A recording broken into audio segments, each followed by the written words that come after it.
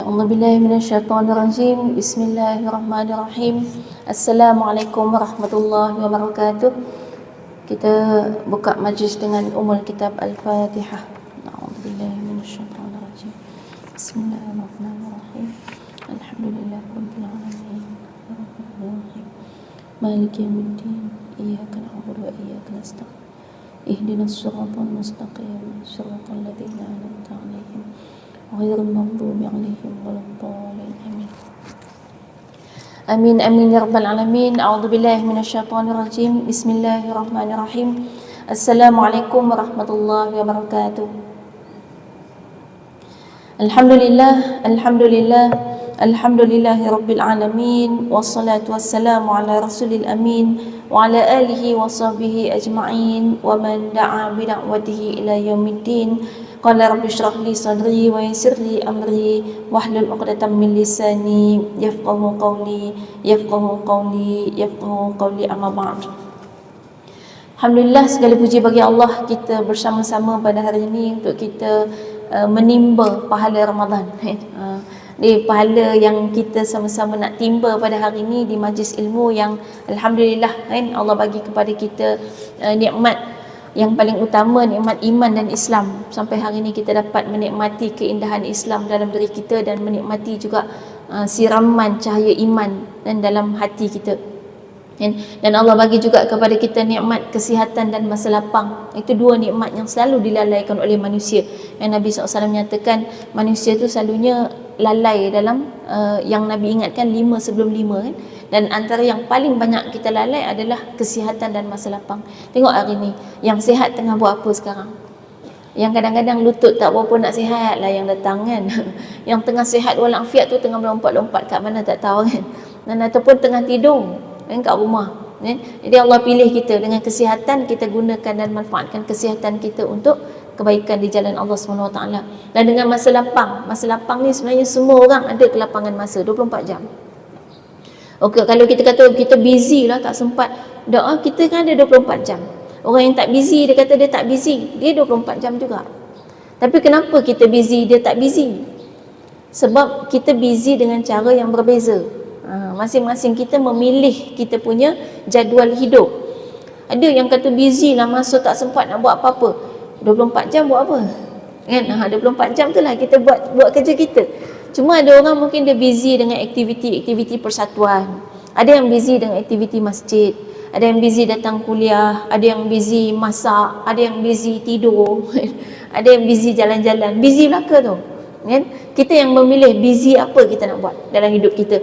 Nanti busy-busy kita tu semua akan disoal di hadapan Allah. Dalam masa 24 jam, kamu penuhi masa kamu untuk pekerjaan apa, untuk kerja apa kan? Maknanya kita kata itulah yang kita jalani dalam kehidupan kita. Jadi tak ada istilahnya busy lah, tak sempat nak buat ni. Baik, kalau tak sempat nak buat satu benda, maknanya kita tidak memilih untuk melakukan benda tu. Dan jangan dari awal kita janji untuk buat. Ni banyak yang overdue deadline ni kan. Itulah, kalau dari awal kita rasa kita tidak memberikan keutamaan kepada benda tu, jangan buat. Habis tu kalau kita tak buat apa-apa lah, buat hal sendiri je. Ini sekali lagi kita kan akan ditanya di hadapan Allah, kamu hidup buat apa? Kita pun jawab, buat hal sendiri. Tu ada masalah. Sedangkan bukan itu tujuan kita hidup kat dunia. Yang tujuan kita hidup kat dunia adalah untuk buat ibadah, dan konsep ibadah yang terbaik adalah yang paling memberi manfaat kepada orang lain. Di bulan-bulan puasa ni mungkin kadang kita kata ada orang baca Quran, sempat nak baca Quran. Yang duk masak buka puasa tu tak sempat kan? Tapi tak boleh juga jadi alasan, saya tak sempat baca Quran sebab dari pagi dah start masak bubur lambuk, masak nasi ayam semua untuk buka puasa orang kan? Dia kan ada cara tu kan. Cara selain daripada kita duduk menghadap baca Quran, masa pun kita ada lagi, malam hari kita ada kan, bukan hanya waktu pagi. Jadi kita adjust jadual kita. Satu lagi cara ni kan, orang duk pakai earphone. Pakailah earphone Quran kan, dengar Quran. Ataupun masa duk masak buka puasa tu, buka terus kuat-kuat bacaan Quran. Jadi tukang masak semuanya dengar Quran, sekali dengan nasi-nasi tu pun dengar Quran. Tu mungkin lagi baik dia punya kita panggil apa? Dia punya molekul-molekul, atom-atom yang terdapat dalam makanan dan minuman tu jadi lebih baik, sebab dibacakan dengan ayat-ayat Quran. Baik, itulah proses kehidupan kita. Baik, jadi hari ni bila kita nak bincang mengenai dengan menimba kan, menimba pahala. Dan memang bulan Ramadan ni dijanjikan kepada kita syurga, pintu syurga dibuka seluas-luasnya. Kemudian kita nak kita dijanjikan dengan pahala yang berlipat kali ganda, macam tu juga dosa berlipat kali ganda. Pahala ketika kita menggembirakan sesama mukmin, pahala kita berlipat kali ganda dalam bulan puasa ni. Kalau dosa pun kita menyakiti orang, dosanya juga berlipat kali ganda dalam bulan Ramadan. Kan? Jadi semua berlipat kali ganda. Cuma bila tajuk dia menimba ni, saya duk fikir timba kan, daripada perkataan timba kan. Timba ni saya duk carilah kat rumah ada tak timba kecil-kecil nak bawa kan. Tak ada lah pula timba mainan kan. Ada timba betul kan, besar pula. Kita ambil gelas-gelas. Saya duk fikir kat masjid biasa ada cawan ni atas meja. Ni ada walaupun puasa kan. Tapi bukan untuk minum. Bayangkan dia timba. Baik, kalau dia timba ni kalau definisi kita cari timba ni apa? Saya percaya tak ada siapa pernah tengok kamus timba tu apa kan. Sebab kita rasa kita tahu kan. Itu masalah kita. Sebenarnya yang namanya ilmu, bila ilmu ni kita boleh kata kita tahu kalau kita dapat benda tu dari mana-mana sumber, sama ada buku ataupun guru. Kalau kita tahu-tahu macam tu, dengar-dengar, itu bukan ilmu. Jadi cuba cek, kita banyak mana ilmu sebenarnya kita ada? Ada ke tak? Kalau semua pakai dengar-dengar je kan, maknanya tak ada ilmu pun. Ilmu ni dia kena ambil daripada buku atau guru, tu je. Jadi walaupun kita dah tengok timba sejak kita lahir, tambah-tambah ada generasi yang masih sempat menimba telaga kan. Pergi, zaman dulu kan semua ada pergi. Sempat menimba pergi tu, kita memang tengok dah timba sejak kecil-kecil, kita tahu timba tu apa. Tapi walaupun bila buka kamus tengok betul lah apa yang kita faham. Cuma itu kan kebetulan betul. Kan? Sebab semua orang dah biasa tengok. Tapi kalau nak kata ilmu betul memang kena tengok dalam buku. Dalam kamus dewan disebut timba ni adalah bekas untuk mencedok air di perigi. Maksudnya zaman sekarang dah tak ada timba. Kan? Sebab definisi dia ialah bekas yang digunakan untuk mencedok air dalam perigi. Ada pergi, rumah siapa ada pergi lagi?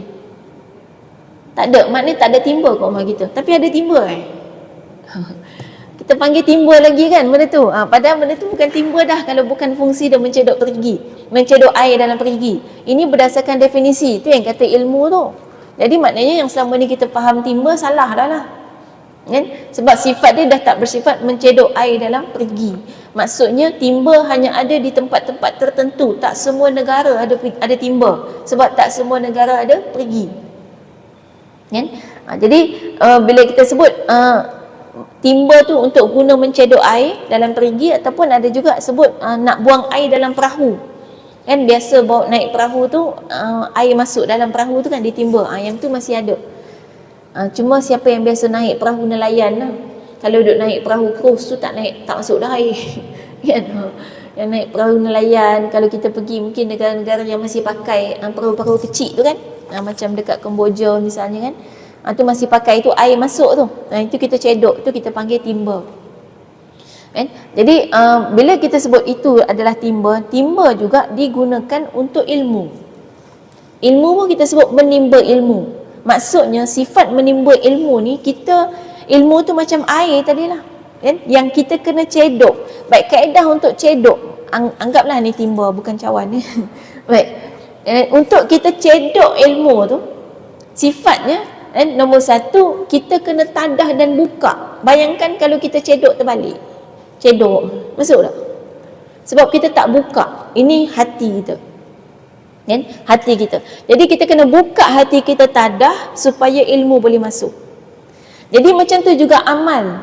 Amal bila kita lakukan untuk kita dapat pahala, pahala pun kita nak timba.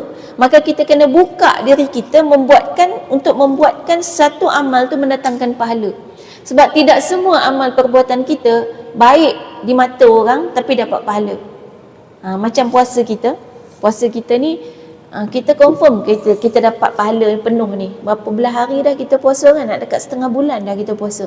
Dapat pahala tak puasa kita? Ada banyak orang yang berpuasa tapi tak ada pahala. Ini yang Nabi bagi tahu. Ada banyak manusia dalam dunia ni yang mana mereka ni ketika mana mereka berpuasa, mereka hanya dapat lapar dan dahaga sahaja. Tak ada pahalanya. Kenapa jadi macam tu? Sebab tadi tu, timba tadi tu, yang sepatutnya kita timba pahala ni, kita kena buka diri kita supaya pahala boleh masuk, tapi kita timba kot terbalik. Maksudnya kita dah tutup diri kita daripada dapat pahala tu. Tutup dengan apa? Apa yang menyebabkan diri kita tertutup daripada apa-apa pahala pada bulan Ramadan ni? Dosa. Jadi puasa kita tak dapat apa-apa pahala apabila kita buat dosa. Itu nombor satu. Jadi kena pasang alarm, warning, lampu merah. Bila buat dosa je tekan. Kalau boleh pasang kat rumah kita tu kan. Pasang kat rumah kita lampu merah. Siapa-siapa dalam rumah tu dengar ataupun tengok siapa buat dosa dalam rumah, tekan lampu merah. Baru warning sikit, peringatan, berhenti cepat dia. Dan siap dengan bunyi ni no. InsyaAllah berhenti tu. Baik, jadi tujuannya untuk ingatkan kita. Kita ni orang beriman gini ya. Kalau kita tengah buat dosa, kita tak mustahil akan buat dosa. Manusia kan, manusia la yakhlu anil khata' wan nisyan. Manusia tidak akan terlepas daripada kesilapan dan juga lupa. Jadi memang manusia tu biasa buat kesilapan. Cuma beza dia dengan orang beriman dengan yang kafir dan ataupun yang munafik. Apa beza dia? Masa kita buat dosa, apa beza dia? Baik, itu menimba pahala. InsyaAllah menimba pahala untuk tujuan kebaikan. Baik, jadi sekarang ni bila kita nak menimba pahala kan, untuk mendapatkan pahala pada bulan Ramadan ni, nombor satu kena tinggal dosa dulu. Baik, tadi kita kata apa beza orang beriman dengan orang kafir ataupun orang munafik ketika melakukan dosa? Kita sama-sama akan buat dosa. Sebab kita manusia. Dan memang Nabi dah bagi tahu dah kan, manusia memang tak terlepas daripada dosa. Hatta kepada Nabi SAW sendiri kan ada dalam Quran kan beberapa ayat yang menegur perbuatan Nabi. Maksudnya Nabi juga ada buat silap. Cuma tahap Nabi kalau buat silap tak macam tahap kita. Dia adalah level lah. Macam kita lah hari ni kan. Kita hari ni ada orang bila kita sebut dosa, bagi dia, kita kata dia buat dosa, memang dosa betul lah. Contohnya buka aurat, tak puasa, tak solat. Untuk dia, bila sebut dosa, itulah dosa untuk dia. Bagi orang yang baik sikit, contoh kan yang datang kajian, datang kuliah ni kan, tiba-tiba satu hari tu sakit sampai 2 minggu tak dapat datang kuliah, rasa berdosa dah. Ya Allah, aku tak tambah ilmu dah ni, sebab selalu tiap-tiap hari pergi kuliah. Padahal di sisi Allah tu tak dosa, cuma sebab kita dah biasa buat benda baik tu kan? Tak mampu nak solat sunat, tak mampu nak baca Quran, sebab kita dah biasa buat. Kita rasa macam sebersalah hidup ni tak buat semua tu. Itu level lagi. Ada orang yang levelnya di level yang sampai kepada misalnya sedekah. Okey, sedekah ni sunat, tapi orang yang memang tiap-tiap hari biasa sedekah banyak-banyak, tiba-tiba kali itu dia tak mampu lagi bersedekah, dia akan rasa sangat bersalah. Ni level orang, tak samalah setiap pada kita. Jadi Nabi SAW bila dia sebut kesalahan, dia bukan tahap dosa tahap kita. Ada yang Nabi dia tegur dalam surah Abasa kan? An abasa wa tawalla. Apa yang Nabi buat masa tu? Nabi melayan golongan musyrikin kafir Quraisy, pembesar-pembesar Quraisy yang datang jumpa Nabi untuk masuk Islam. Nabi layan dia dan Nabi tak pandang seorang sahabat Nabi yang buta, yang juga datang Nabi pada waktu yang sama, datang jumpa Nabi pada waktu yang sama untuk minta bimbingan daripada Nabi. Allah tegur pada dalam ayat tu. Kan? Allah kata fa anta anhu tasadda. Engkau memalingkan wajahmu daripada orang yang meminta petunjuk daripada engkau, dan engkau layan pembesar Quraisy tu. Padahal Nabi ni dia layan pembesar Quraisy, bukan macam kita. Kita kalau layan VIP pasal apa? VIP datang kita layan. Orang biasa-biasa, orang kampung, lagi-lagi gelandangan tiba-tiba datang. Nak layan siapa? Kan? Biasanya orang layan VIP pasal dia VIP lah. Kan? Dia VIP takkan kita nak biar je. Yang gelandangan tu biarlah dia cari tempat sendirilah. Biasanya gitu. Nabi bukan itu. Bukan itu. Tapi tujuan Nabi adalah dakwah. Sebab pembesar Quraisy datang untuk masuk Islam. Jadi Nabi layan kalau dapatlah pembesar Quraisy masuk Islam, itu kejayaan besar. Sebab kaedah untuk dakwah ni kadang-kadang bila sampai kepada orang yang ada kuasa ni, kan pembesar Quraisy tu ada kuasa, kalau sampai mereka masuk Islam, Islam tu akan sangat mudah tersebar. Ingat no, itu kaedah di Nusantara kita sama. Macam mana Islam tersebar di tempat kita juga melalui perkahwinan para pendakwah dengan penguasa-penguasa. Dan macam tu juga berlakunya peristiwa di sebahagian negara yang asalnya Islam kemudian berubah agamanya jadi kafir, dan yang dikafirkan adalah pemimpin dia. Jadi mudah dia punya rakyat dia akan ikut. Itu kaedah. Jadi Nabi SAW masa tu bagi tumpuan kepada pembesar Quraisy sebab dakwah, bukan sebab masalah dia VIP, tak. Itu pun Allah tegur satu sudut. Sebenarnya Allah nak bagi tahu juga pada Nabi bahawa sebenarnya orang kafir Quraisy yang datang bukan nak masuk Islam betul pun, saja basa-basi. Itu satu sudut, kan? Tapi nak dua kali cerita dia dalam Quran, kan? Mengenai dengan kejadian yang sama tu, maknanya tetap saja Nabi ditegur. Jadi maknanya Nabi juga ditegur. Nabi Sulaiman pun pernah melakukan kesilapan ketika bertekad untuk lakukan sesuatu tanpa menyebut insya-Allah, kan? Kemudian sama juga Nabi Musa AS pun ditegur walaupun dia Rasul Ulul Azmi. Jadi kalau kita cerita Nabi Rasul semua buat silap, maknanya kita memang confirm ada buat silap, buat dosa, confirm. Jadi tak payah fikir nak jadi maksum, kan? Cuma usaha sedaya mungkin untuk tahu yang mana dosa, yang mana pahala, dan berusaha juga untuk tinggalkan dosa. Tapi kalau terbuat juga, baik, apa beza dia orang beriman buat dosa dengan orang yang tidak beriman buat dosa? Beza dia gini. Orang beriman kalau buat dosa, yang pertama cepat sedar. Kalau orang sedar kan kita cepat sedar, dan kemudian cepat kita taubat. Tapi kalau orang kafir atau munafik, bila dia buat dosa, makin dia tegur makin melenting. Ada kan? Kerana dia Islam, kan? Katalah dia tengah duk menyakiti, tengah duk mengutuk sumpah seranah orang ni, tiba-tiba kita pun sebut, puasa-puasa ni, makin kuat dia sumpah seranah.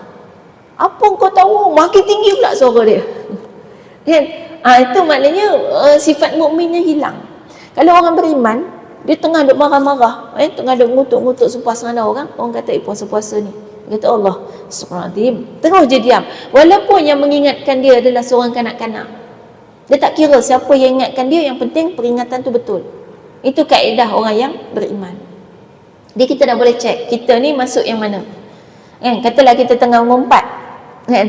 Tengah duk mengumpat, orang yang mendengar tu kata ish puasa, kita pun astagfirullahaladzim, dah diam.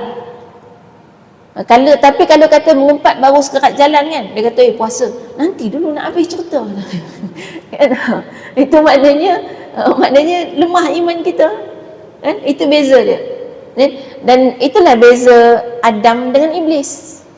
Nabi Adam AS pun buat dosa, Iblis pun buat dosa, kan? Bahkan dosa Nabi Adam kadang nampak lebih nyata, makan buah yang Allah tak benarkan. Ibaratnya kalau kita sekarang makan benda haram lah, kan? Benda haram, kalau Allah tak bagi makan khinzir, makan daging khinzir, maknanya jelas nampak dosa dia. Sedangkan Iblis, dosa dia hanya sekadar tak mau buat apa? Tak mau sujud kepada Nabi Adam AS. Sujud sebagai sujud hormat, bukan sujud menuhankan, baik. Tapi bezanya adalah pada taubat tadi, sedar dan taubat, tu beza dia. Jadi Nabi Adam bila sedar aja dia terus bertaubat, disebut fatalaqa Adam min rabbih kalimatin fataba alaih. Nabi Adam AS terus saja bertaubat kepada Allah, dan bertemu dengan Allah dengan arti kata mohon ampun kepada Allah, dan Allah tu maha pengampun lagi maha penyayang. Tapi Iblis tak, bila ditegur dia jawab apa? Kenapa pula nak kena sujud kat dia? Aku lagi bagus pada dia. Makin sombong. Jadi ada orang bila dia tegur makin panjang cerita dia, kan? Makin dia, kan, katalah dia dah caci maki seseorang, lepas tu kita kata puasa-puasa ni minta maaf lah balik dengan dia. Dia jawab balik, kenapa pula aku kena minta maaf dengan dia? Dia buat salah, Kan? Maksudnya terus saja kita menjawab. Itulah yang iblis lakukan. Naudzubillah lah sampai kita jadi iblis. Tapi kalau syaitan itu ada di kalangan jin dan manusia. Tapi sifat tu maknanya ada. Kan? Semakin ditegur maka semakin kita sombong. Baik, itu dosa. Jadi sekarang kita nak elakkan daripada dosa, nak berhenti daripada dosa. Cek balik, tengok hari-hari kita dosa apa yang kita biasa buat. Dosa ni biasa dia melibatkan beberapa anggota utama. Baik, anggota apa yang selalu buat dosa dalam diri kita? Nombor satu, mata. Mata ni kalau orang lelaki dia jelas kan, tak tunduk pandangan, tengok perempuan, tengok aurat. Orang perempuan kat luar sana banyak buka aurat. Tapi kalau lelaki jarang buka aurat, semua aurat dia sikit. Habis kalau kita perempuan pula tengok dosa apa? Ni bulan-bulan puasa ni orang shopping nak raya kan. Shopping ni kadang-kadang shopping mall tu sendiri ada model-model yang tak tutup aurat. Tu kena jaga tunduk pandangan. Ataupun kalaupun dia tidaklah dosa langsung, ada dosa tak langsung yang kita shopping sampai lalai. Ada orang shopping bulan puasa sampai tak solat. Sebab masuk je shopping mall tak nampak matahari. Dia tak nampak matahari tu bergerak, tahu-tahu azan apa ni, rupanya maghrib. Masuk tu pukul 12 tengah hari. Dia waktu solat tak sedar matahari dah tak ada dah. Matahari pun dah balik, dia tak balik-balik lagi. Jadi tu maknanya satu bentuk dosa yang kita nak kawal. Ni kalau boleh kan. Sebenarnya kalau sebelum bulan Ramadan kita cadangkan cari baju raya apa semua sebelum Ramadan. Tujuannya supaya bulan Ramadan tak cari dah. Tapi kalau sebelum Ramadan cari, bulan Ramadan cari lagi, tu tak payah. Dah habit kita. Sebenarnya yang kena ubah yang bulan Ramadan. Sebab biasanya orang cari baju raya bulan Ramadan ni ujung-ujung 10 hari terakhir. Yang sepatutnya 10 hari terakhir itulah kalau Nabi SAW, apa Nabi buat 10 hari akhir bulan Ramadan? Iktikaf. Apa maksud iktikaf? Duduk kat masjid, tak keluar-keluar dah.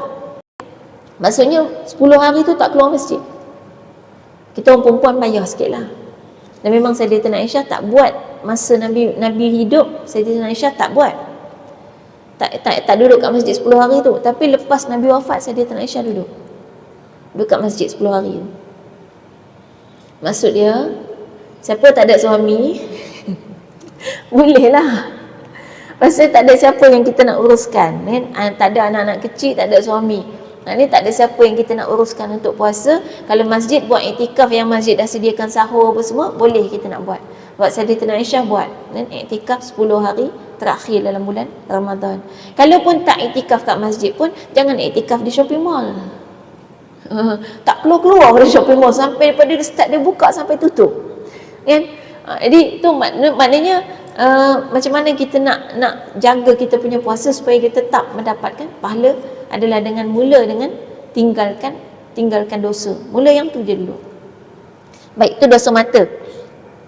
Maknanya kalau kita shopping sampai lalai, termasuk juga mata kita yang melihat barang-barang yang kita tak perlu tengok. Kita nak beli baju tapi kita tengok periuk. Itu yang jadi terbeli periuk tu, balik-balik menyesal. Periuk dah lah tak murah, RM999.99. Jadi dapat pula bonus bulan puasa kan. Lepas tu akhirnya kita beli benda-benda yang tak patut, yang tak sepatutnya, yang membazir.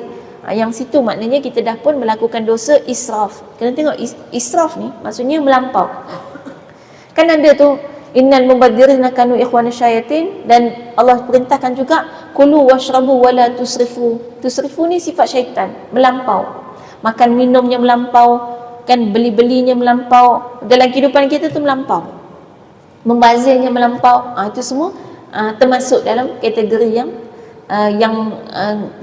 yang termasuk dosa. Jadi baju raya perlu tak 7 helai?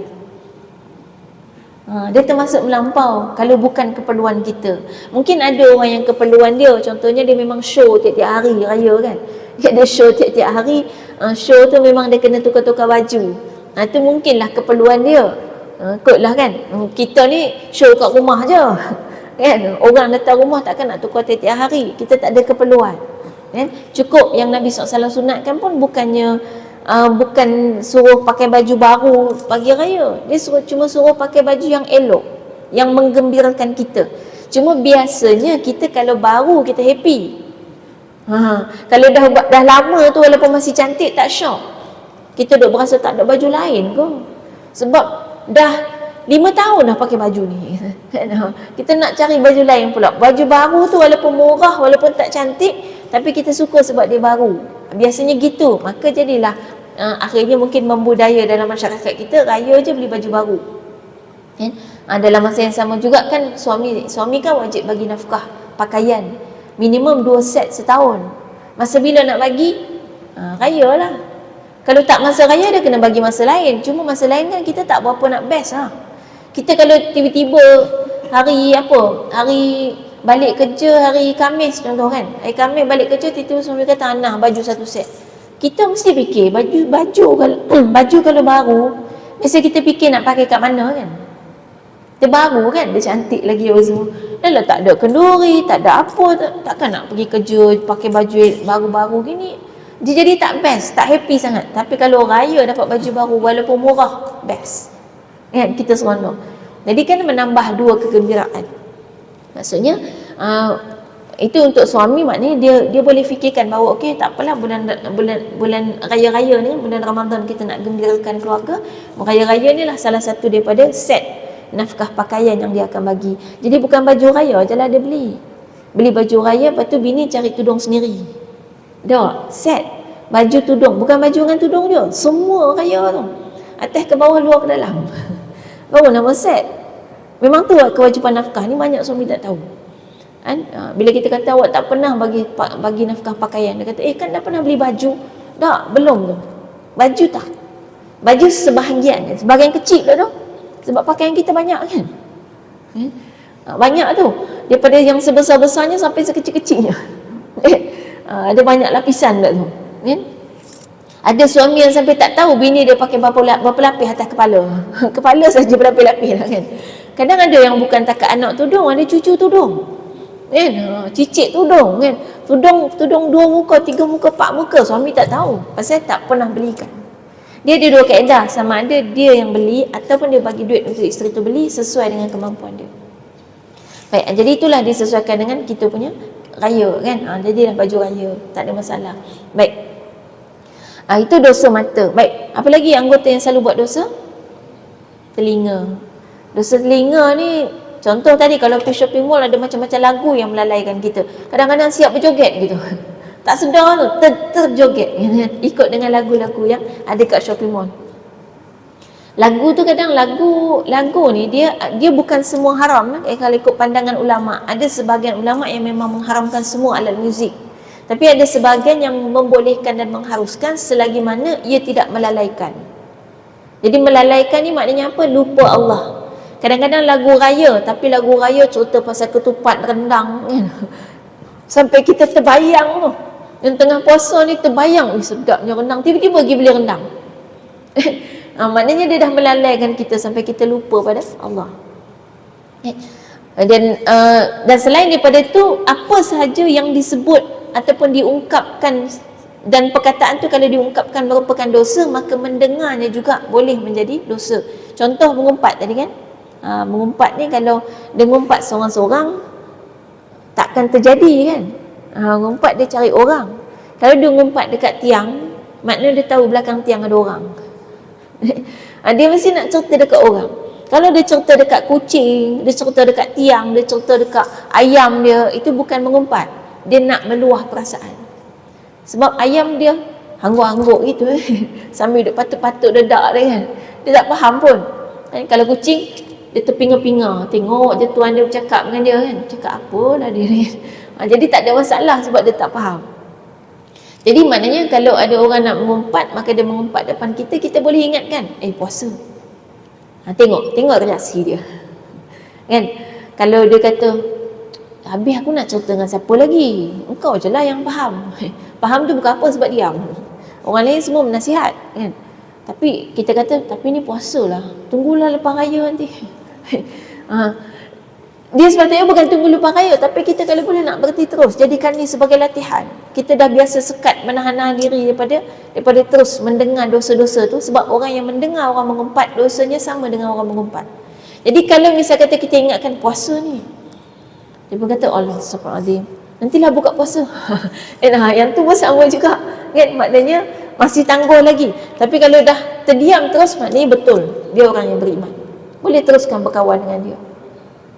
Walaupun asyik nak mengumpat je, tiap-tiap hari nak mengumpat je ya, tapi kan tak apa kan, maknanya dia mahu untuk mendengar pesanan dan nasihat daripada kita ya. Baik, itu dosa pada telinga kita, kita mendengar orang mengumpat, ataupun kita mendengar orang misalnya mengadu domba. Mengadu domba ni pun masalah lisan juga. Banyak yang suka mengadu domba perempuan juga. Kalau kita tengok daripada kanak-kanak, anak lelaki dengan anak perempuan, mana yang lagi suka mengadu-ngadu? Memang anak perempuan. Itu semula jadinya. Dewasa dia akan berubahlah ikut pendidikan. Tapi ada ibu-ibu yang kadang-kadang menyuburkan sifat suka mengumpat pada anak-anak, suka mengadu domba. Baik, apa beza mengumpat dengan mengadu domba? Sama-sama cerita tentang orang lain kan? Beza tu. Beza. Baik, kalau mengumpat, kita cerita tentang seseorang, orang lain. Katalah kita cerita tentang A, kita cerita kepada B. Tapi yang kita cerita tu adalah perbuatan A kepada B. Itu mengumpat. Baik. Kalau mengadu domba, misalnya A, dia cerita kepada kita tentang B. A cerita kepada kita tentang B. A, boleh angkat tak air bulan puasa? Ikutlah lagi jadi terengi ni. Benda lain lah, ni apa ni? Contohlah, A, ada orang tertinggal kot. Kereta punya ni. Baik, A, dia cakap sesuatu tentang B. Dia cakap dekat kita. A ni cerita kat kita kan. Tahu tak, B kan, B buat gini. Baik, kita pergi jumpa B, kita cerita apa yang A cakap tentang B. Kita cakap, kau tahu tak, A kata kat engkau macam ni, A kata kat engkau gini. Itu mengadu domba. Akhirnya A dengan B bergaduh. Kita orang tengah dia. Itu dosa. Ada memang sifat yang suka macam tu. Dia ada yang memang tujuan melaga-lagakan, tapi ada yang macam memang perangai dia dah. Dia suka sangat sampaikan cerita. Kan? Itu termasuk. Jadi bila kita mendengar benda tu sampailah akhirnya, misal kata kita adalah B tu contoh kan. Orang ni dia cerita kat kita tentang apa yang A kata kat kita. Kita mendengar sampai akhirnya timbul permusuhan. Sampai akhirnya kita bermusuh dengan A tu, sampai akhirnya kita benci dengan A tu. Itu juga satu bentuk dosa. Kadang-kadang kita teringin nak tahu kan. Teringin sangat nak tahu, lepas tu sakit hati. Kan? Jadi itu kadang-kadang kita tak perlu. Kita tak perlu dengar kalau kita memang sakit hati. Kecuali kalau kita memang kuat. Misalnya kadang-kadang ada keperluan bila kita tahu apa orang tu kata kat kita, kita tahu macam mana misalnya nak bertindak lepas daripada tu. Dari satu sudut mungkin apa yang orang tu kata tak betul. Jadi kita tahu macam mana nak berhati-hati dengan orang ni. Kalau betul misalnya apa yang orang tu kata, mungkin kita boleh muhasabah diri kita. Jadi tengok juga situasi, posisi. Okay? Baik, itu benda yang kita dengar, telinga. Baik, lagi apa lagi yang selalu buat maksiat? Anggota yang buat maksiat, mulut. Mulut ni the most powerful. Dan untuk wanita, dia adalah pedang yang paling tajam. Walaupun lidah tidak bertulang, tetapi kelembutan dia bukan sebarangan. Lembutnya lidah itu, maka dengan itu mudahlah dia untuk dilenggut-lenggut dan dibengkok-bengkokkan dengan membawa dosa atau pahala. Lidah ni boleh jadi saham kita untuk dapat dosa, boleh jadi saham kita juga untuk dapat pahala. Lidah ni jadi asbab untuk masuk syurga, lidah juga asbab masuk neraka. Yang Nabi SAW sebutkan ada banyak wanita masuk neraka punca dia lidah. Kita banyak melaknat orang, memaki hamun, kan? Kemudian tidak berterima kasih dengan pemberian daripada suami. Itu semua melibatkan mulut. Dan itu dosa yang banyak melibatkan wanita. Jadi lidah kita ni, kita nak jaga daripada penyakit. Antara penyakit lidah tadi, satu, tadi mengadu domba kita sebut, mengadu domba. Dia kalau tak mau mengadu domba, jangan sebut nama. Sebut nama je jadi mengadu domba. Beza situ je. Baik, mengadu domba. Yang kedua, mengumpat. Mengumpat maknanya menyebut tentang kekurangan orang lain di belakang dia, disampaikan dengan apa cara sekalipun. Jadi kadang-kadang mengumpat bukan mesti dengan mulut. Mulut hari ini kita boleh definisikan sebagai apa saja kaedah menzahirkan satu maksud. Contohnya dengan memek muka kita, dengan body language kita, dengan tulisan atau dengan video-video. Sekarang kat media sosial kan banyak. Baik, kemudian mulut lagi, apa lagi? Dosa mulut? Takkan tak tahu kot. Dah. Apa lagi? Tadi 2 dah kan? Mengadu domba, mengumpat lagi. Kena tahu ni, pasal ni kan senjata ampuh kita ni. Jadi kena tahu.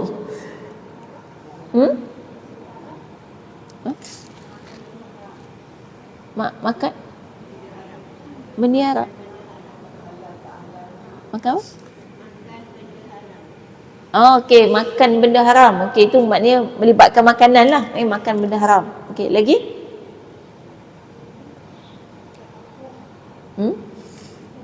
Bercakap bohong. Bercakap bohong ni, definisi dia apa? Tak pernah tengok kamus kan? Okey, Nabi SAW ada definisikan tentang dusta, bohong.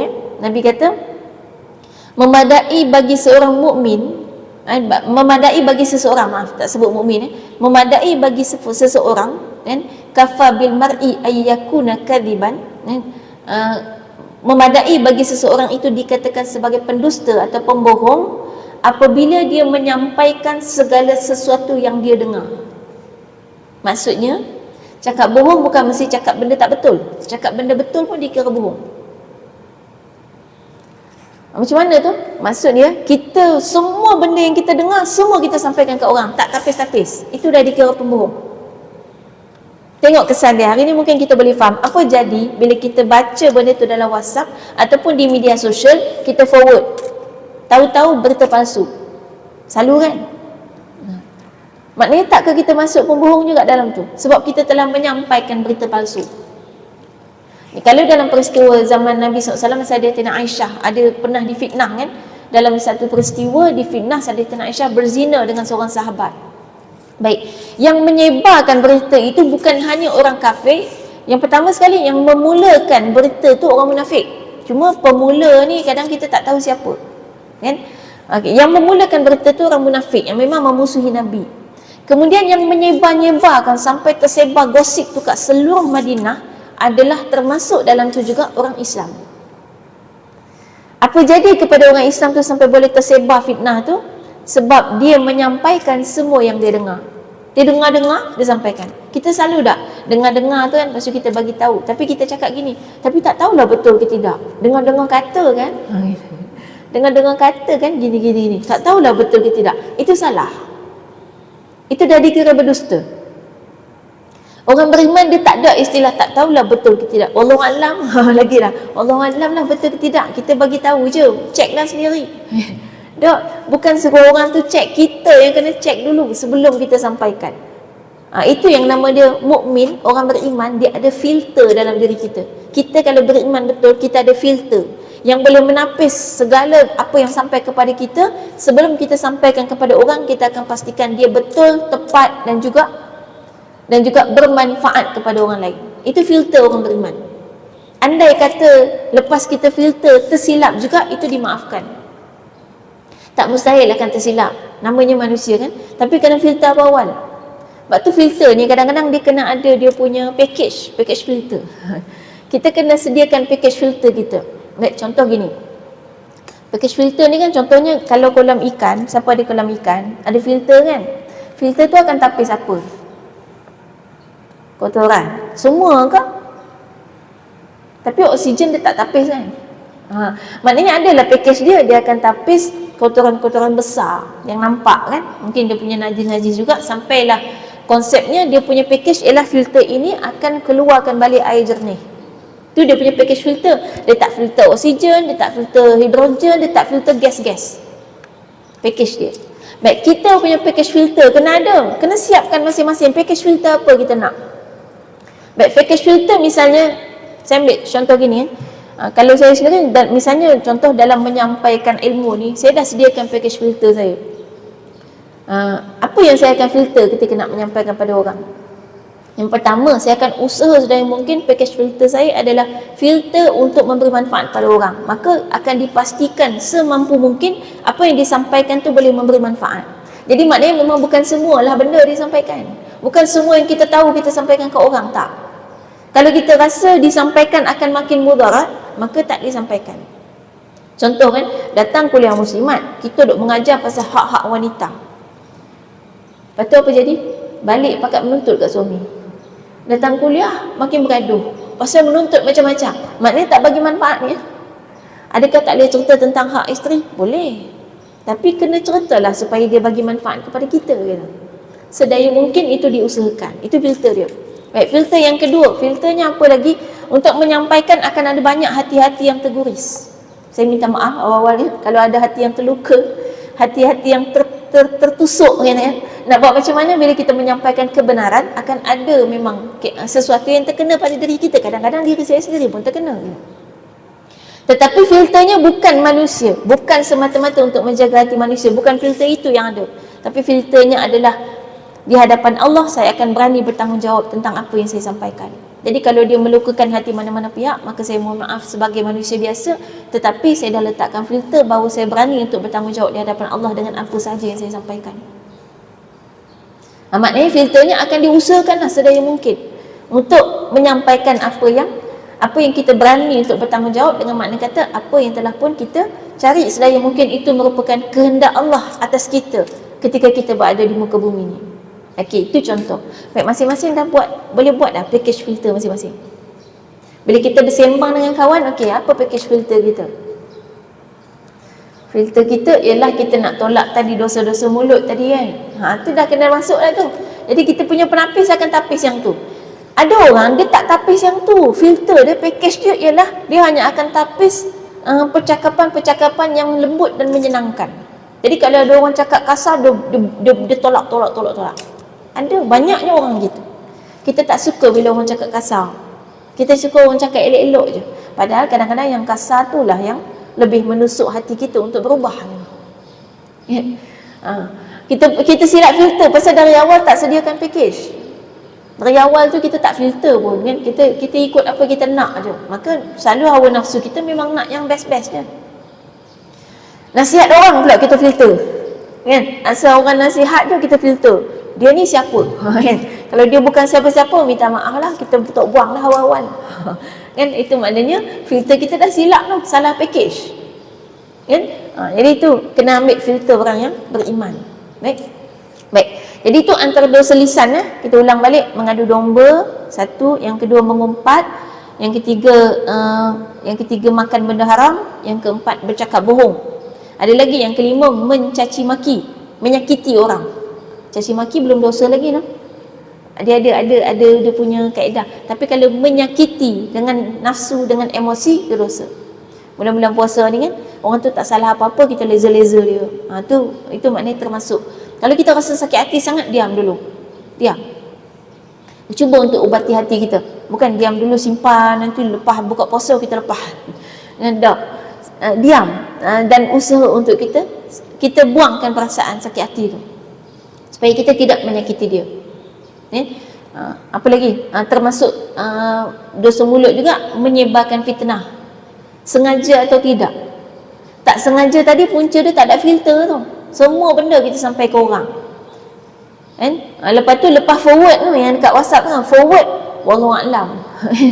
Lepas forward berita, tak tahulah betul ke tidak. Tu semua kita tak mahu dah. Orang beriman tak pakai benda tu. Kalau kata tak tahu betul ke tidak, awal lagi jangan forward. Itu filter kita. Itu termasuk menyebarkan fitnah tanpa sengaja. Tapi kita kata tanpa sengaja, tapi dia panggil separa sengaja. Separa sengaja ni salah. Tetap salah. Tu antara dosa-dosa mulut. Ada lagi yang lain? Ya?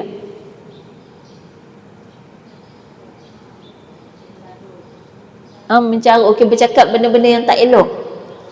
Bercakap bahasa-bahasa yang tidak sepatutnya. Contoh mencarut kan. Baik. Kalau tak ada keperluan, tak ada kita kata tak ada situasi yang memerlukan, maknanya saja-saja kita keluar perkataan-perkataan yang tak baik, maka itu termasuk juga kan, dosa mulut kita. Banyaklah, baru cerita dosa. Ada berapa tadi? Siapa tulis? 5 je. Siapa lagi? Orang lain?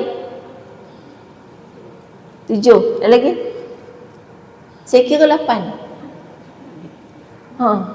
Yang saya kira pakai jari lah, ada 8. Okey. Yang tak cukup boleh cari lagi apa dia tu. Baik, itu antara dosa mulut. Baik, apa lagi anggota yang berdosa? Yang biasa buat dosa? Hati. Okay, hati dia bukan anggota, dia organ. Kan? Organ pun ada dosa. Tapi kita tak contoh organ dulu, bagi anggota dulu. Tangan, betul kan? Tangan. Baik, tangan ni antara yang paling banyak buat dosa. Sebab Nabi sebut dua sebenarnya. Anggota yang paling banyak buat dosa dalam badan kita ada dua. Lidah dengan tangan. Kan? Sampai disifatkan orang beriman ni, al-muslimu man salimal muslimuna min lisanihi wa yadihi. Orang Islam ni adalah siapa yang orang Islam lain merasa selamat daripada bahana atau bahaya lidah kita dan juga tangan kita. Tangan ni menyakiti orang dalam contohnya mengambil hak orang guna tangan kan. Mencuri ke, ambil tepoi tak pulang-pulang. Dia bagi mula-mula tapi bagi pinjam. Kita tak pulang-pulangkan. Ini banyak ibu-ibu ni kan. Bukan ibu-ibu Masjid Al-Munawwarah lah. Masjid entah berantah. Baik, maknanya kita tangan kita ni sama ada dalam bentuk-bentuk dosa yang macam tu yang kita tak nampak, atau memang dia menyakiti, tampar orang kan, yang cubit orang tak tentu pasal. Kadang-kadang habit. Cubit ni saya tak pernah dengar lagi lah kalau Nabi biasa cubit orang. Kalaupun dia tak buruk, dia bukan sunnah. Ada orang memang cara dia bergurau dia cubit. Tapi ingatlah, kalau kita cubit orang tu memang suka, tak apa. Tapi cuba tengok lepas cubit merah tak? Kalau merah kadang orang tu diam tak cakap, tapi dia sakit. Tambah-tambah kalau badan kita dah banyak asid ni, bukan kata kena cubit, kena tekan pun dah sakit. Lagi-lagi kena cubit. Kita tahu tak kawan kita tu badan dia banyak asid ke tidak? Yang kita tak tahu kan. Orang banyak asid ni, kalau nak tahu banyak asid tu tekan sakit. Tekan je dah sakit. Cubit lagi lah. Macam kena pulah tu. Kan sakit sangat. Ni kalau picit-picit gini, awak rasa macam sakit. Dia tak macam umur 20-an dulu. Tu sama ada memang sakit urat ataupun memang badan kita berasid. Jadi kadang cubit-cubit tu walaupun cubit-cubit manja, kadang-kadang menyakitkan untuk orang yang dah tidak lagi di usia manja. Dah usia dia memang usia-usia banyak penyakit dah. Itu termasuk menyakiti. Jadi gurau ni kalau boleh tak naik tangan kita tu. Tepuk tampar, orang panggil kan, tepuk tampar. Kan ada orang tu kena tepuk tu gerbong bunyi kan. Bagi orang tu dia tepuk biasa je. Bagi kita, ya Allah, merah 5 jari dah melekat kan, belakang ni kita sakit. Jadi kadang sentuhan ni tak semua orang selesa dengan sentuhan yang kasar. Kalau sentuhan lembut tak ada masalah. Kalau dia tak suka pun kena buat, asalkan mahram kita. Sebab Nabi SAW memang ajarkan dalam konsep, kalau apa lagi kalau ibu bapa dengan anak kan, dengan kawan-kawan pun. Nabi SAW tu pernah satu ketika duduk, tiba-tiba Nabi ambil tangan Sayyidina Umar, Nabi pegang. Nabi tanya, siapakah orang yang paling kau cintai? Ini kalau zaman sekarang lain lah tu, laki sama laki kan. Padahal sebenarnya laki sama laki lah tak ada masalah untuk sentuh. Dan cinta dalam bahasa agama, cinta tu iman tu sebenarnya. Sebab tu kita selalu dengar cinta Allah, cinta Rasul. Sebab cinta tu maksud dia iman. Baik, dan Sayyidina Umar jawab, aku cintakan diri aku sendiri, kemudian engkau ya Rasulullah. Nabi kata tak cukup wahai Umar, tak cukup macam tu. Kemudian Umar jawab, kalau begitu aku mencintai diri aku sebagaimana aku mencintai engkau. Nabi kata tak cukup. Umar kata, kalau gitu mulai hari ini aku lebih mencintai dirimu daripada diri aku sendiri dan daripada seluruh yang ada di alam ini. Maka Nabi jawab, al-an ya Umar, sekarang baru betul cinta tu hai Umar.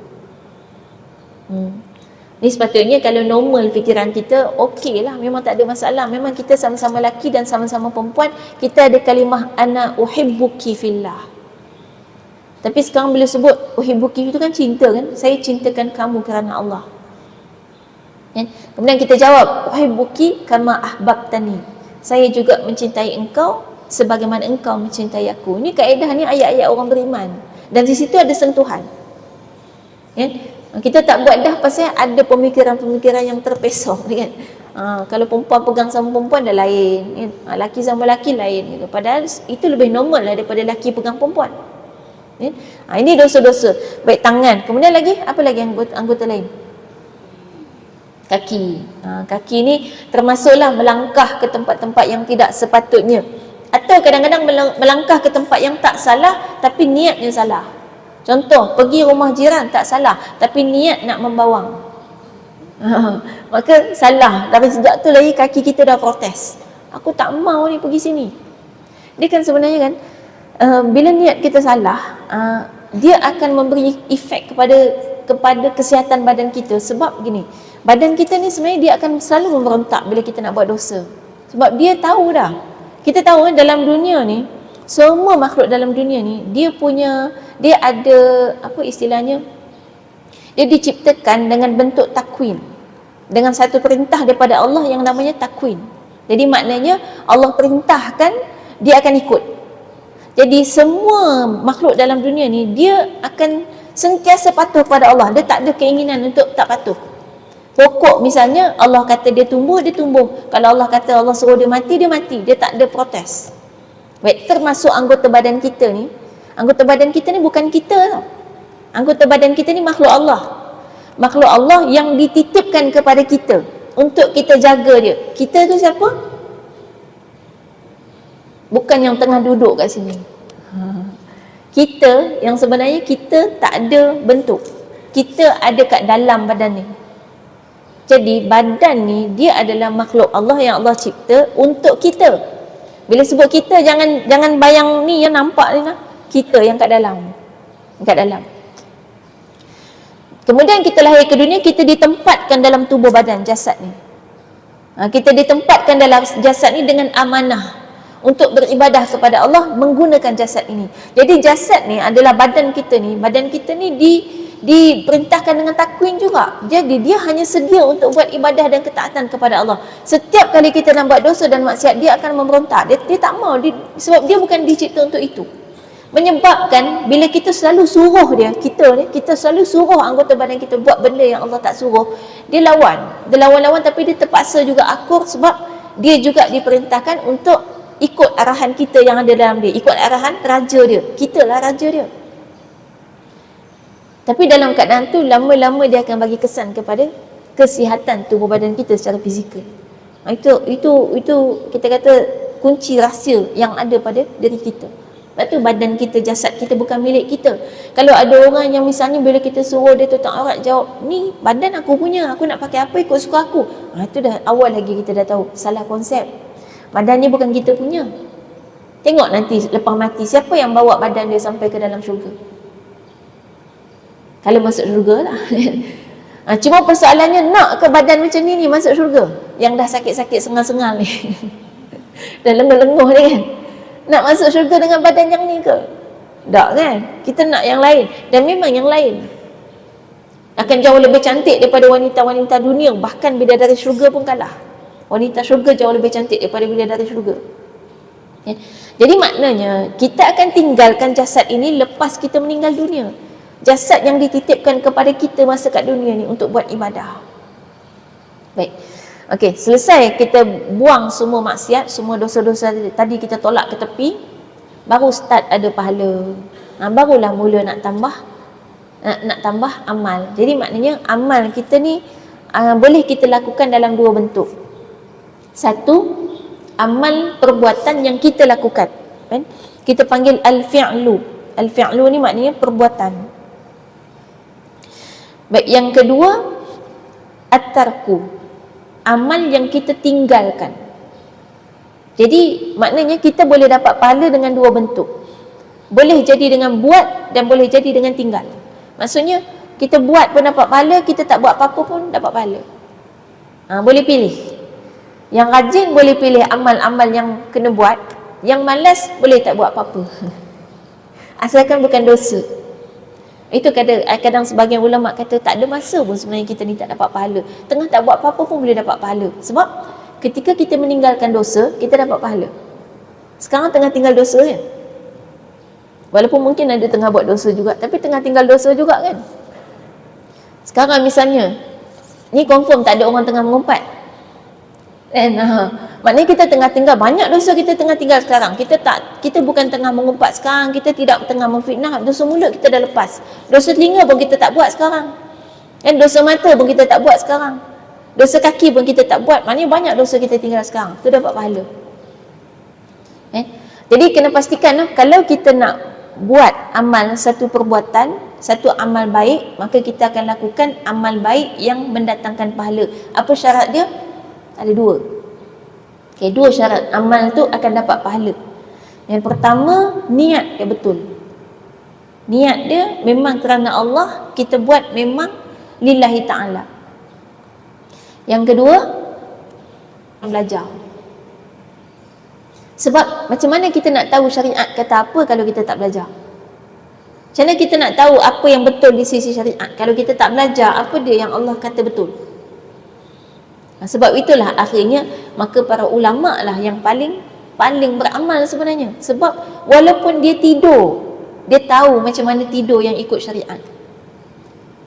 Kita kadang tak tahu tidur ikut syariat. Kita tahu kalau sebut tidur cara yang betul, mesti semua pakat bayang dalam kepala, baca doa. Salah jawapan dia. Baca doa bukan termasuk dalam tidur ikut syariat. Tidur ikut syariat ini maknanya tidur yang tidak membawa kepada dosa. Ada ke tidur yang berdosa? Ada. Contoh? Ni untuk para pentidur-tidur. Nanti balik mungkin tidur tengah hari, nanti malam tidur. Tiap hari kita tidur, pentidur lah kita ni kan. Tukang tidur kan. Macam mana tidur yang boleh bawa dosa? Tidur berdosa.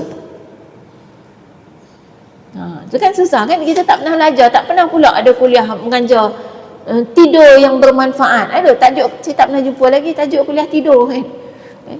Tajuk kuliah tidur berpahala kan. Baik, tidur berpahala satu sudut, tapi tidur tu kena pastikan tak dosa. Baik, tidur dosa.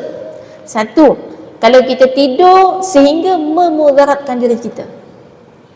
Tidur yang melampau, terlampau banyak atau terlampau sikit, dua-dua salah. Memang manusia ni dia kena muasatiah, sederhana. Dia tak boleh terlampau-lampau, semua tak boleh. Terlampau banyak maknanya lebih daripada keperluan hidup kita. Berapa jam keperluan tidur kita? Kita ambil yang umum 6 jam untuk usia-usia yang bukan usia muda lah. Muda ni umur berapa? Muda tu panjang pula definisi. Ada orang awet muda. Itu dah kita kata 6 jam keperluan tidur umumnya. Tapi tak semua juga sebenarnya. Tak sama untuk semua orang. Imam Syafi'i tu tidur sehari 2 jam dan itu cukup untuk dia. Sebab tu kalau rasa nak manfaatkan hidup kita lebih daripada orang biasa yang tidurnya, kalau tidur 8 jam sehari, maknanya sehari kan ada 24 jam kan. Kalau tidur 8 jam, maknanya 1/3 hari kita tidur. Kalau 1/3 hari kita tidur, selama 30 tahun kita hidup, 10 tahun dah kita tidur. Siapa yang dah hidup 60 tahun, 20 tahun tidur. Lepas tu nak masuk syurga kan. Amal 20 tahun 20 tahun tidur.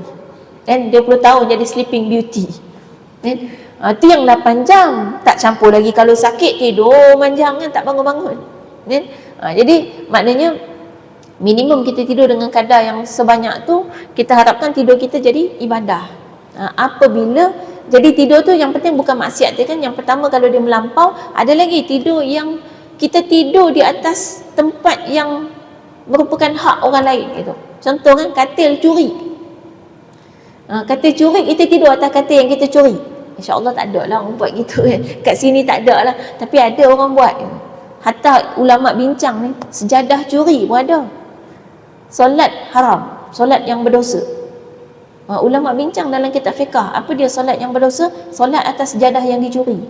Kita fikir ada ke orang nak curi sejadah lepas tu solat? Kalau dia mencuri mesti dia tak solat. Dan ulama bincang. Ulama ni bincang benda detail. Kadang-kadang benda belum berlaku tapi ada kemungkinan berlaku.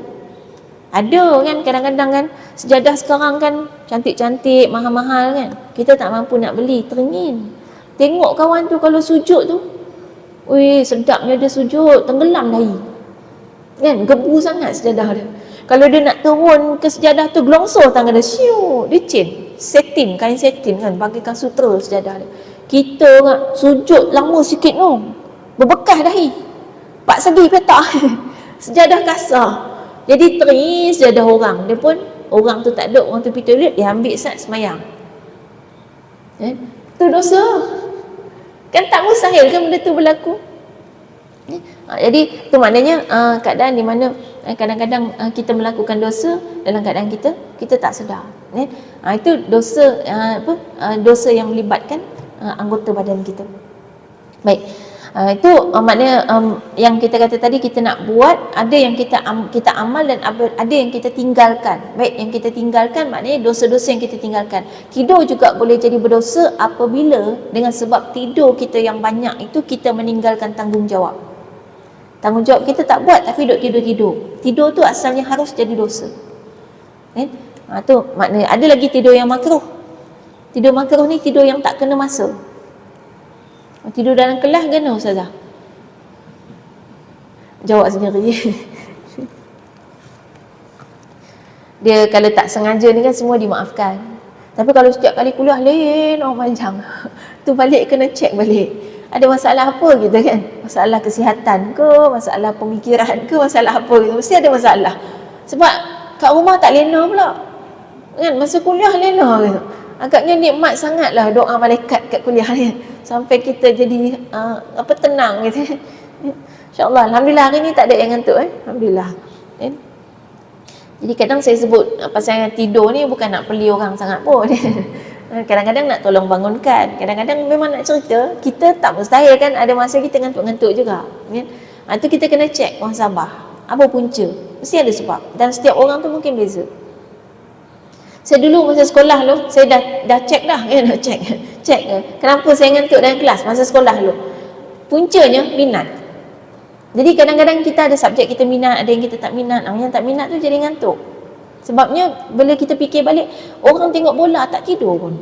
Walaupun dia penat kerja siang hari, kan? Main bola, pertandingan bola sepak ni kadang malam hari kerja kan. Dia boleh tak tidur langsung satu malam, besok habis je bola terus tidur. Maksudnya minat dia kan yang buat dia tak ngantuk, walaupun sebenarnya badan dia kata dia ngantuk. Itulah kita. Mungkin minat yang perlu kita tanamkan lebih mendalam. Lepas tu ada yang terasa pula lah, Ustazah kata kita tak minat kot. Kita datang ni kita minat lah. Datang memang minat, tapi kan dia namanya muhasabah diri kan. Boleh jadi tak cukup mendalam minat ni. Itu kita nak tanam. Baik, insyaAllah. Baik, itu sebahagian daripada apa yang kita nak tinggalkan dan apa yang kita nak buat. Dan dalam bulan Ramadan ni ada ibadah-ibadah khusus yang kita nak lakukan, kan? Antaranya yang tak ada dalam bulan lain ialah tarawih. Yang itu memang tak ada. Cuma tarawih ni kalau boleh jangan hanya bulan Ramadan kita solat selepas isyak dengan bilangan yang banyak. Tapi kalau boleh lepas daripada bulan Ramadan, kita tak tarawih dah, jangan tarawih pula lepas ni. Kata Ustazah Qurratul Ain ajar. Tak, saya tak ajar. Baik, bukan tarawih tapi solat malam. Jadi lepas daripada keluar bulan Ramadan ni, kalau bulan Ramadan kita boleh buat 8, 10, ada yang buat sampai 20 kan tarawih, takkan habis Ramadan kosong. Kan banyak orang kalau bukan bulan Ramadan lepas isyak habis tak ada solat apa dah kan. Cubalah ambil 2 rakaat jadi. Nak solat apa? Jangan tarawih. Solatlah witir ke, solat taubat ke, solat hajat ke, istikharah ke, kan? Istikharah ni kan nak buat pilihan. Dalam hidup kita ni sentiasa memilih. Jadi bukan nak kahwin je istikharah. Nak beli periuk istikharah. Nak beli baju raya istikharah. Solat istikharah, ya Allah pilihkanlah kepada aku baju raya yang terbaik untuk dunia dan akhiratku. Baju raya, lepas tu nanti pergi shopping mall nampak tu je, tak nampak orang lain dah. Tu nikmat tu. Maknanya berjaya lah istikharah tu, Allah dah pilihkan kan?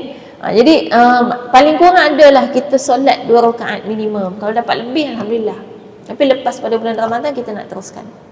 Kemudian puasa kan, kita puasa sebulan, maknanya lepas Ramadan kita patutnya boleh puasa berterusan lagi kan, puasa sunat-sunat yang lain kan. Kita mulakan cuba dengan puasa 6 nanti, supaya kita dapat puasa 6 penuh. Maka Nabi SAW janjikan puasa 6 ni adalah kalau kita dapat puasa penuh bulan Ramadan campur dengan puasa 6 bulan Syawal bersamaan dengan kita puasa sepanjang tahun kan. Lepas tu tambah pula nanti bulan-bulan biasa kita puasa sunat kan? Dan untuk wanita yang ada cuti bulan Ramadan ni, nanti kalau boleh gantilah kita punya puasa bulan Ramadan tu pelan-pelan dengan puasa-puasa sunat kan. Sambil puasa sunat sambil kita niat qada. Tapi jangan 2 niat niat qada. Jangan sampai tunggu Syakban tahun depan. Sampai 15 Syakban tiba-tiba datang soalan, berdatangan soalan tanya, boleh tak nak puasa lepas 15 Syakban? Kita kata tak boleh, tapi nak qada. Kalau gitu nombor 1 jawapan dia boleh, tapi soalan kita nak tanya balik, pergi mana setahun? Qada 7 hari je kan, takkan 360 hari tak buat apa-apa. Tak puasa langsung ke kan? Puasa apa puasa Muharram ke, puasa Isnin Khamis ke, tak puasa langsung ke. Sampai tunggu 15 Syakban baru nak qada yang lepas. Lepas ni jangan duk tanya dah lepas 15 Syakban, buat malu. Kan menunjukkan kita tak pernah puasa pun sunat setahun. Usahakanlah kita qada seawal yang mungkin, sebab kita pun tak tahu kan bilakah hujung nyawa kita. Takut-takut tak habis ganti lagi puasa Ramadan, padahal kita ada kesempatan untuk ganti, cuma malas. Kan malas. Kita kemudian meninggalkan dunia ni dalam keadaan masih berhutang puasa, padahal kita mampu untuk bayar lebih awal. Hutang ni kena dicepatkan, apalagi kita hutang dengan Allah kan? Jadi puasa kena dicepatkan, jangan ditangguh-tangguh. InsyaAllah. Jadi mungkin sekadar tu. Yang mudah-mudahan satu lagi sahur tu. Sahur tu ada barakah. Usahakan untuk sahur walaupun kita kenyang, sebab Nabi suruh. Baik, insyaAllah sebenarnya perbahasan atau perbincangan tadi saya petik daripada buku ni, buku karya saya tulis Andai Ini Ramadan Terakhirku. Mungkin yang dari surau Al-Mizan ni kita dah biasa bincang buku ni. Wallahualam. Selamat Hari Raya Aidilfitri. Mudah-mudahan Ramadan kita diterima Allah, dan mudah-mudahan Syawal kita menjadi bukti bahawasanya kita telah masuk ke dalam bulan Ramadan sebagai sebuah sekolah yang berjaya mendidik kita, kan? Dan Syawal sebagai buktinya. Tengok satu Syawal apa jadi kat kita, kan? Wallahu a'lam. Aqulu qouli hadza wa astaghfirullah li wa lakum. Wassalamualaikum warahmatullahi wabarakatuh. Kita tutup dengan tasbih kafarah dan suratul As. Subhanallah.